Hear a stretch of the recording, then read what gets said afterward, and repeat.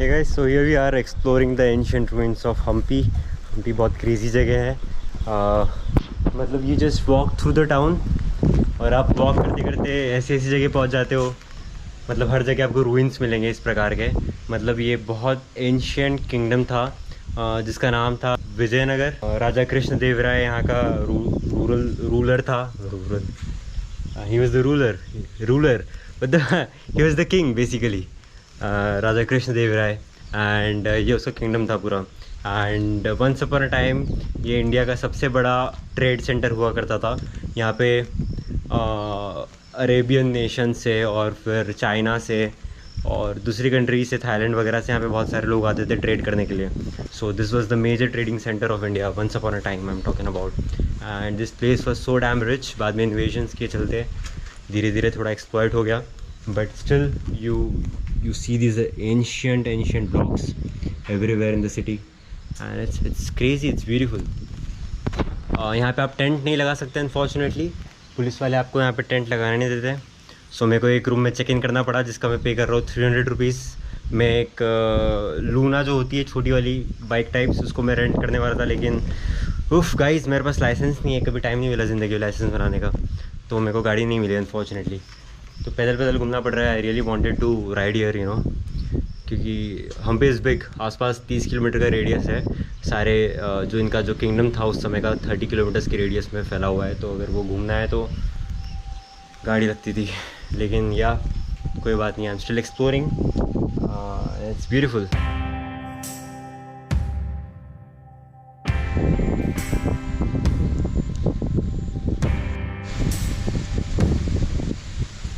शिव जी का वाहन है नंदी, ये नंदी है। एंड इसे एक शिला नंदी बोलते हैं, एक शिला बुल।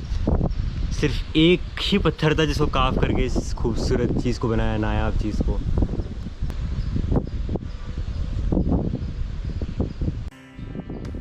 हम्पी इंडिया का एक हिडन जेम है जो अब ज़्यादा हिडन तो नहीं रहा पर फिर भी काफ़ी अंडररेटेड है।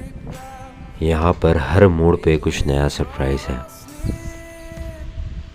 Precision, it's crazy bro. देखा जाए तो ओरिजिनल हम्पी काफ़ी छोटू सा है, पर when we talk about the ancient city, the kingdom, वो बहुत वास्ट था और मेरे ख्याल से वेल प्लान्ड फंक्शनिंग सिविलाइजेशन थी जिसे बहुत डिटेलिंग से प्लॉट किया गया था। यहाँ छोटे छोटे पिलर से लेके स्ट्रीट्स, बड़े बड़े मंदिर की कार्विंग्स, इनकी सिमेट्री इतनी ज़्यादा प्रिसाइज है। This place is magical. ऊपर से यहाँ का ये strange rocky terrain. Hampi is one ancient rich civilisation not many Indians talk about, but well इसे अप्रिशिएट करने वाले लोग भी काफ़ी हैं। तो Hampi I guess. Check this out guys, check the symmetry of the rocks, किस तरीके से प्रिसाइसली एक दूसरे पे लाइक ब्लॉक जैसे गेम था ना Tetris, I don't remember the name, but block वाला game it's just like that only.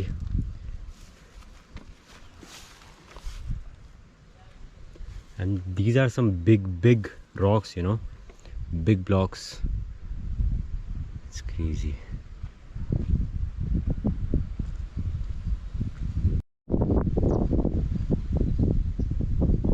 तो यहाँ के सिक्योरिटी गार्ड से मैं पूछ रहा था यहाँ पे आप टेंट वेंट लगा सकते हो क्या, उन्होंने बोला नहीं, तो भैया लेकिन उन्होंने कहा मेरे को आप यहाँ टेंट नहीं लगा सकते। तो मैंने बोला इस जगह नहीं, मैं तो जंगल की बात कर रहा हूँ, तो उन्हें जंगल में भी लगाने की परमिशन नहीं देते हैं। तो मैंने एक पॉइंट रखा उनके सामने कि यार मुझे ये बात हमेशा चुभती है, क्योंकि मैं ऐसा बंदा हूँ जो नेचर में रहने वाला इंसान है और नेचर में मैं हमेशा टाइम स्पेंड करता हूँ। I love nature. तो मैंने बोला कि यार मैं इंसान हूँ, आप भी इंसान हो, मैं भी कुदरत का ही तत्व हूँ, और मैं अगर कुदरत में जाना चाहता हूँ, नेचर में जाके रहना चाहता हूँ, तो जब गवर्नमेंट या जब कोई दूसरा इंसान नेचर में रेस्ट्रिक्शंस लगा रहा है मेरे ऊपर, तो वो मेरा दिल दुखाता है। अगर आप मेरे को शहरों में रेस्ट्रिक्शन, मैं शहरों में शहरी दुनिया, इंसानों की दुनिया है यार, तो मैं फॉलो भी कर लूँगा बिना किसी प्रॉब्लम से। लेकिन यार नेचर में रहने के रेस्ट्रिक्शंस नहीं होने चाहिए। लेकिन पक्की बात है, नेचर में तो मैं जाऊँगा, इस जगह को मैं एक्सप्लोर करने वाला हूँ। Check that out man, check that out. Every rock, every path, and every monument at Hampi speaks the same language, the language of glory and the language of beauty. Shit bro, this place is crazy. आखिर इतने flourishing kingdom के सिर्फ अवशेष ही कैसे बचे हैं? असल में दक्कन सल्तनत ने इतने इन्वेजन करे थे हम्पी पे, they left nothing behind but the ruins, making it a ghost town. ऐसा माना जाता है कि इस सल्तनत ने हम्पी को करीब 6 महीने तक इन्वेड करा था। हम्पी में आपको अकोमोडेशन फैसिलिटीज़ इजीली मिल जाएगी।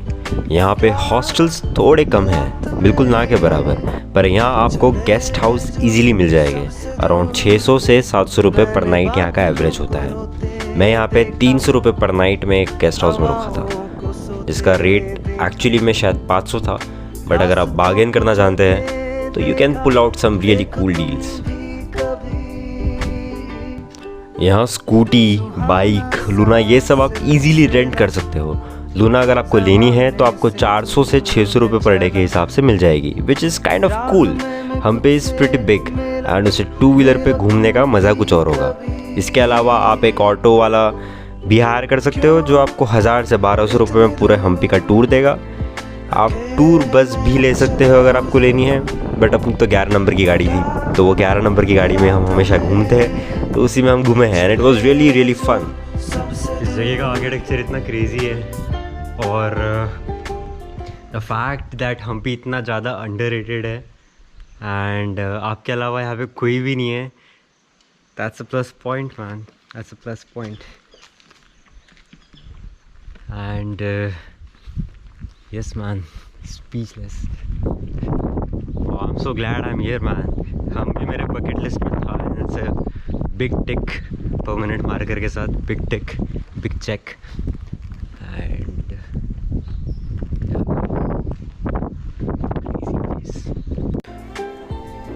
रही बात बजट में खाने की, तो यहाँ आपको सस्ता खाना मिल जाएगा।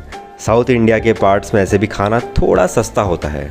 आप अपना एवरेज बजट लेके चलिए पर डे का 100 रुपये, and if you are lucky enough आपको टेंपल के प्रेमाइसेस में भी खाना मिल जाएगा, जो काफ़ी अच्छा और हेल्दी होता है।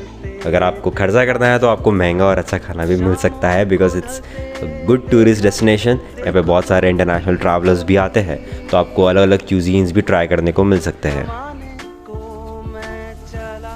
हम्पी में रामायण का काफ़ी इन्फ्लुएंस है। पौराणिक कथाओं के हिसाब से ये जगह किष्किंधा है। पास ही एक पहाड़ है जिसका नाम है अंजनाद्रि हिल्स, जहाँ पे हनुमान जी का जन्म हुआ था।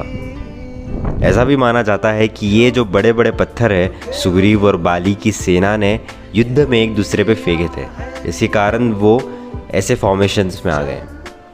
इसे देख के लगता है कि अगर हनुमान जी का कोई प्लेग्राउंड होगा तो वो यही होगा।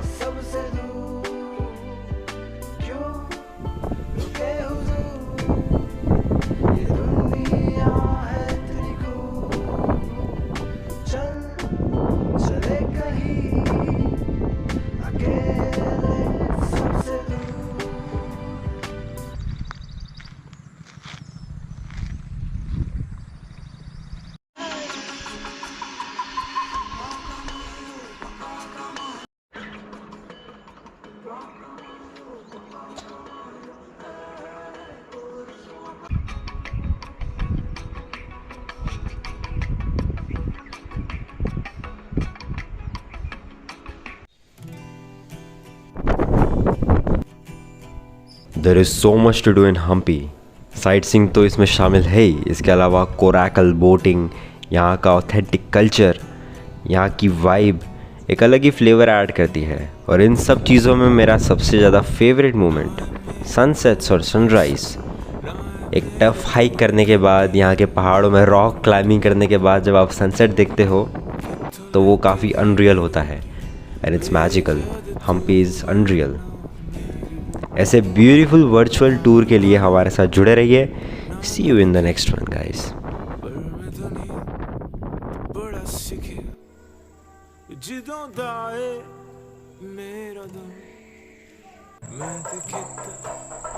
That's Clara over there.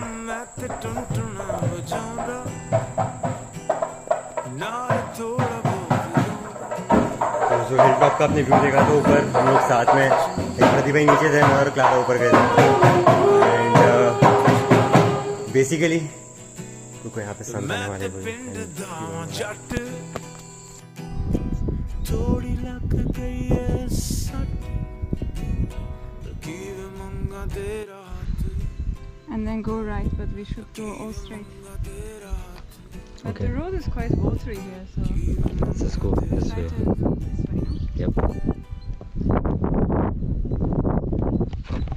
Easy. Easy peasy.